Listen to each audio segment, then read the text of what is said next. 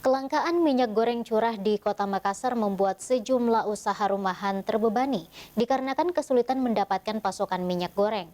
Usaha kecil ini terpaksa membeli minyak goreng dengan harga yang lebih tinggi sehingga cukup membebani modal usaha mereka. Usaha makanan ringan di kawasan Macini, Kecamatan Makassar, kesulitan mendapat pasokan minyak goreng curah sejak awal tahun 2023. Seiring pasokan yang mulai berkurang, harga minyak goreng di pasaran pun melonjak naik dari harga normal. Harga yang biasanya dulunya berkisar di harga 15.000 per kilogramnya, kini naik hingga Rp20.000 per kilogramnya.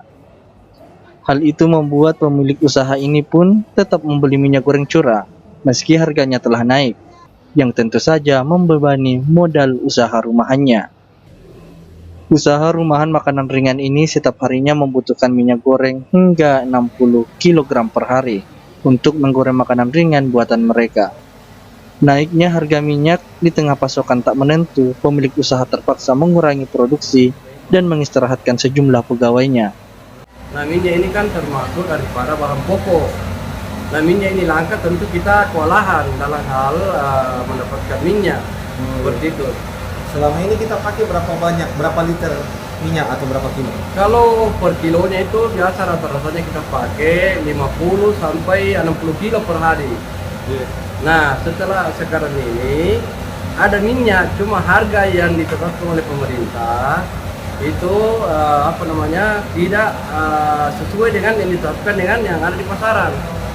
Dan kami punya pelanggan, artinya di tempat kami mengambil minyak itu ada harga pemerintah sesuai dengan harga, cuma minyaknya terbatas, sangat terbatas. Begitu masuk, maka seketika itu habis.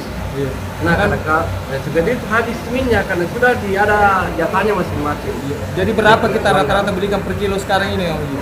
Kalau saya belikan ini 15.250 Per kilo.